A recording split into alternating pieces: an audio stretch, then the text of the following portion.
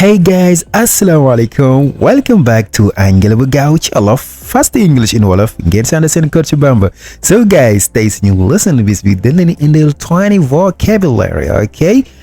20 vocabulary, 20 baatu anglais yu am solo yoo xam ne da nga ko war a jàpp, da nga ko war a xam ndax li nga koy jëfandikoo day bare bu baax a baax. Alright, kon su fekkee yaa ngi soog gis suñu vidéo, su fekkee yaa ngi soog a ñëw chaîne bi nga bëgg jàng anglais di ko jaarale ci làkkub Wolof, ñu ngi lay wax nga abonné bës cloche notification su ko defee bépp lesson ba vidéo buñ tugal nga mën see teel a jot. Okay guys, let's get down to the lesson. F.E.W. Fast English in Wolof. Okay guys, comme ni ma leen ko waxee tey dañuy jël ay 20 vocabulaire yu am solo yoo xam ne dañ ko soxla bu baax a baax tey di nga xam naka la ñuy waxee dëkkandoo, naka la ñuy waxee far, naka la ñuy waxee xarit, naka la ñuy waxee xarit bu góor, xarit bu jigéen, naka la ñuy waxee turandoo ak yeneen yu bari lool. Kon su fekkee bëgg nga xam yooyu yëpp toppal vidéo bi ba mu jeex. Alright, kon dañ ko njëkkee ak suñu vocabulaire bu njëkk bi mooy neighbor. Neighbor guys mooy dëkkandoo. Dëkkandoo moom la anglais di wax neighbor. Example, my neighbor has a red car. My neighbor has a red car. Sama dëkkandoo bi am na oto bu xonq. Sama dëkkandoo bi oto bu xonq la yore. My neighbor has a red car. Ok, beneen exemple ba tey ci neighbor nga ne our neighbor is very friendly. Our neighbor is very friendly.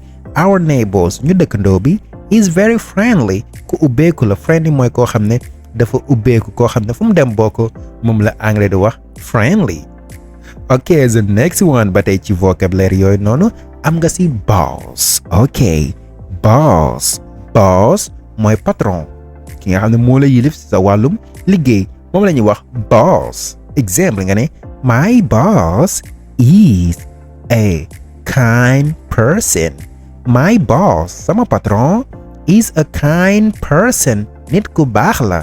Sama patron de ku baax la. My boss, sama patron, is a kind person. Nit ku baax la. Ba tey tamit ci vocabulaire yooyu noonu ci exemple ci boss ba tey ñu indi la si beneen nga ne the boss gave me a new task today. The boss, patron bi, gave me, jox na ma a new task, liggéey bu bees today, tey jii nii. Sama patron bi jox na ma liggéey bu bees tey. Kon boss jàppal ne mooy patron mais nekkul ko am xaalis. Alright, fii ñu bari dañ naan boss mooy ko am xaalis, but boss anglais ci ko waxee mooy patron. Ok, beneen mistake mooy boy mooy xale bu góor. Boy comme nga ne the boy is playing football. The boy is playing football. Xale bu góor bi mu ngi jouer. Alright, mu ngi jouer football. Xale bu góor bi mu ngi jouer football. Xale bu jigéen bi soo ko bëggee wax da nga naan girl. Ok, girl mooy xale bu jigéen bi. For example nga ne my sister is a smart girl. My sister is a smart girl. Sama rakk bu jigéen bi, sama sœur bi, jigéen gu muus la. Smart mooy muus, girl nee naa la mooy jigéen. kon soo ne smart girl mooy xale bu jigéen bu muus. soo ne my sister is a smart girl, sama rakk bi, sama sœur bi, xale bu jigéen bu muus la. waaye soo ne girlfriend mooy bi si topp. Girlfriend mooy ki nga xam ne moom ngay génnal, mooy sa gel, mooy sa copine.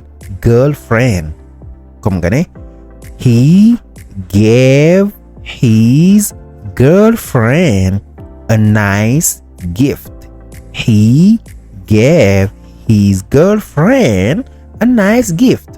Moom jox na gelam bi, copinam bi, cadeau bu rafet. Moom ku góor ki jox na copinam bi cadeau bu rafet. Wala nga ne Sally's girlfriend likes dancing. Sally's girlfriend, gelu Saliw bi, likes dancing. Moom ku bëgg fecc la. Gelu Saliw bi ku bëgg fecc la, ku bëgg ay fecc ak yu demee noonu. Sally's girlfriend likes dancing. Ok, waaye su fekkee da nga bëgg wax far bu boobaa boy rek ngay indi soo ko teg friend nga ne boyfriend. boyfriend mooy far mooy copain. Alright, example nga ne her boyfriend is very funny. Her boyfriend is very funny. Her boyfriend is very funny. Moom de faram bi moom copain bi ku xoromu la. Her boyfriend is very funny. Funny mooy ku xoromu. Boyfriend nee naa la mooy far. ba tey guys nañ continuer ba tey ci vocabulaire waaye su fekkee da nga bëgg a wax ne xarit bu góor bu boobaa da nga naan male friend. xam nga friend rek mooy xarit. parce que soo bëggee wax xarit bu góor doo wax boyfriend ndax soo nee boyfriend day firi far. ok waaye soo bëggee ne sama xarit kese la sama xarit boobu da nga naan male friend baatu male ngay jëfandikoo foofu soo see teg friend. you feel what I'm saying? kon noonu la fa demee. for example nga ne Hassan is my best male friend. Hassan is my best male friend mooy sama meilleur ami bu góor. waaw si ma wax la mu ne Hassan mooy sama meilleur ami bu góor. Hassan is my best male friend. alright beneen exemple ba tey ci male friend mooy xarit bu góor nee naa la I have a male friend who studies in Paris. I have a male friend who studies in Paris.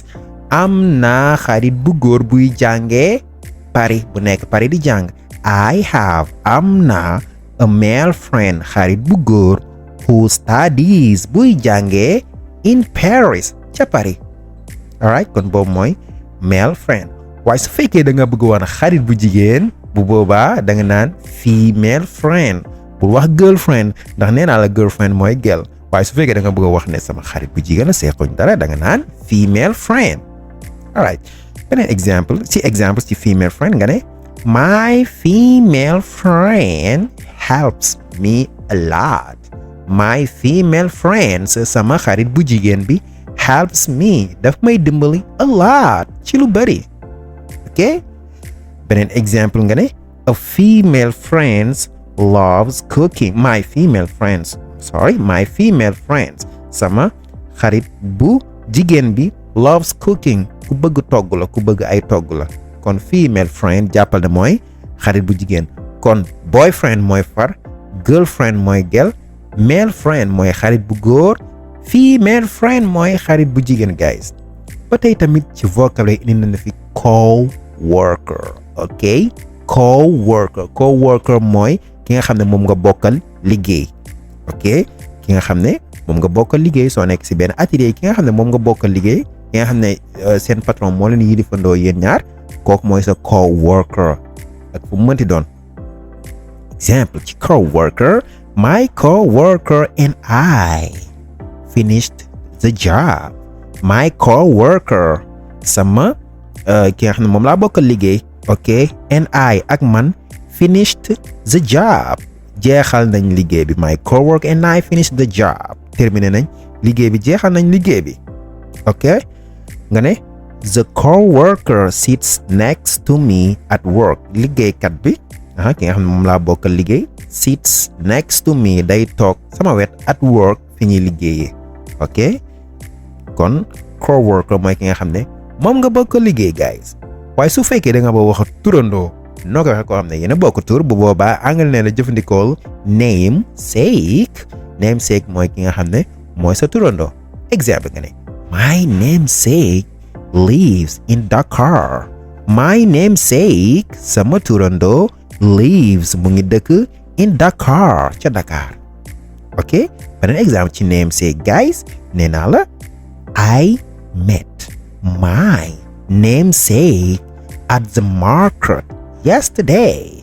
ma ne dajeek naa sama turandoo sa marché ba démb. I met dajeek naa my namesake sama turandoo man mi at the market sa marché ba yesterday démb. ok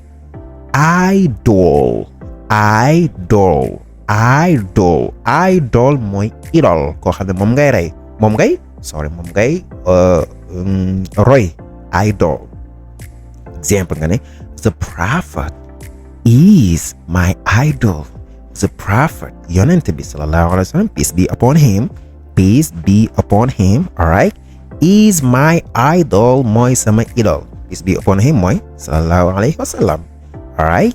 the prophet bi yonente bi sallallahu alayhi wa sallam is my idol mooy sama royuwaay mooy sama idole ci moom laay roy ok beneen vocabulaire mooy beloved mooy soppe koo xam ne da nga ko sopp moom la ñuy wax beloved ndeysaan sa soppe for example nga ne you are my beloved yow ca dëgg-dëgg yaay sama soppe dama laa sopp lool you are my beloved dama laa sopp yow yaay sama yow yaay sama soppe you are my beloved yow yaay sama soppe ba tey wala nga ne I really miss my beloved ca dëgg-dëgg daal namm naa sama soppe ba namm naa ko I really miss my beloved ca dëgg-dëgg namm naa sama soppe ba kon beloved mooy soppe ba tey ci vocabulaire yi guys am nga fi guest mooy gan koo xam ne yaa ko invité sa guest exemple nga ne the guest arrives on time the guest gan gi arrives dikk na on time ci heure bi ñu ko doon xaaree kat ñëw na fa the guest gan bi arrives dikk na on time ca waxtu wax beneen bi si tege mooy landlord landlord mooy ki nga xam ne moo la loué mooy propriétaire bi ki nga xam ne moom place bi wala moom néeg bi wala moom kër gi nga xam ne moom la loué exemple nga ne the landlord must fix this door the landlord xaw a naqaree pronounce alright landlord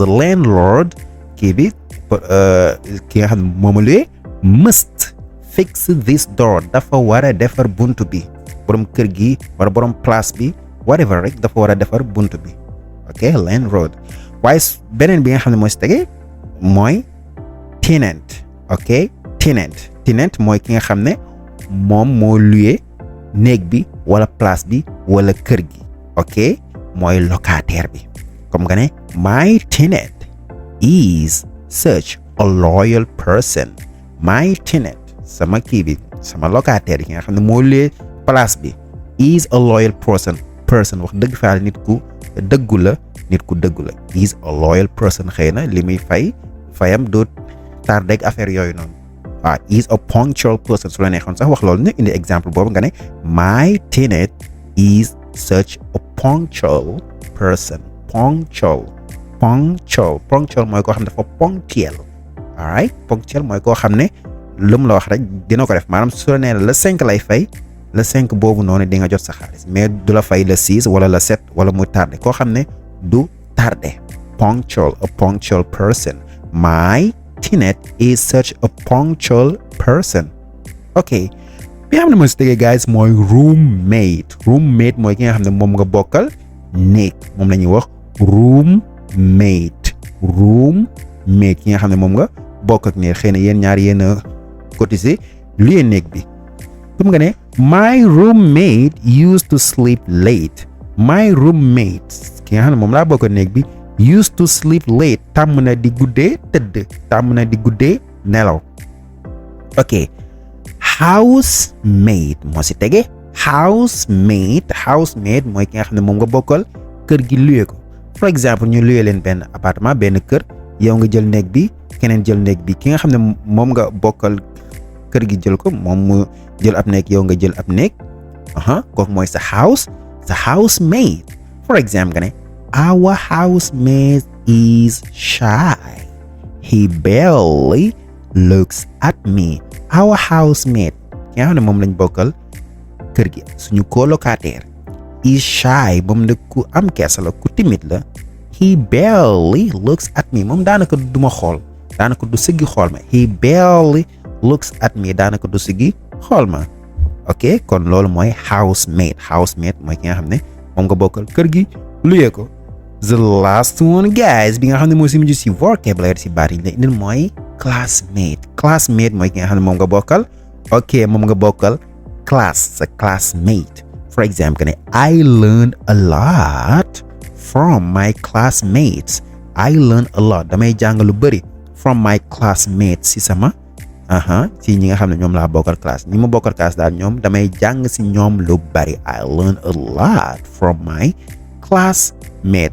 Alright guys, kon loolu moo nekkoon 20 vocabulaire yi nga xam ne indi nañ la ko mu nekk vocabulaire yu am solo firi nañ ko indi say exemple bu yu neex lool kon nag del jàpp mooy bu baax a baax di ko jëfandikoo di ko utiliser ndax mooy di fekk yaa ngi koy jëfandikoo di ko waxantu doo ko fàtte mais su fekkee da ngay jàng noonu rek doo si jaaraat bu yàggee da nga koy fàtte kon loolu mooy dal ñu bëri kon nag gars yi mooy yi nii da leen koy bind wala boog vidéo yi ngeen koy enregistrer seen téléphone yenn saa yi soo leen amee temps di si duggaat di xool di gën a jàppaat mooy ndax fàtte dafa yomb voilà guys kon loolu moo nekkoon suñu leçon de si kon donc dee leen like di abonné di partage bu baax a baax gars yi te tamit di commentaire di laaj ay questions si commentaire yi wala boog di ñu wax noo leen gisee leçon yi wala boog di ñu wax ban façon leçon ngeen bëgg su ko defee ñun ñu ngi si commentaire yi loolu la ñu wax rek incha allah dinañ ko tontu alright guys see you soon on your favorite YouTube channel Anglais bu gaaw ci Wolof ngeen si ànd seen coach Bamba goodbye.